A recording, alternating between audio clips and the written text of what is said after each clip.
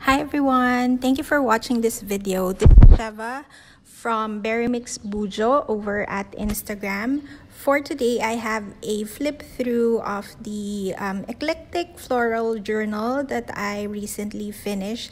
This one is a little tiny baby journal. Well, not so tiny. It's about 7 by 4.5 inches, so a bit smaller than the journals that I usually make. This journal has a combination of digital print, scrapbook paper, old book pages, and then a couple of authentic ephemera from France.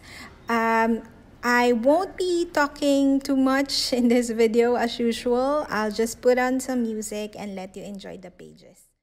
But before I do that, I also just want to share that this journal has an open spine binding. I was really inspired by Ruby and Pearl XO's open spine binding tutorial. So Heather makes the prettiest journals, and I was inspired on how she binds her journal. So I tried that technique for this particular one. Alright, that's it. Thanks so much for watching. Bye.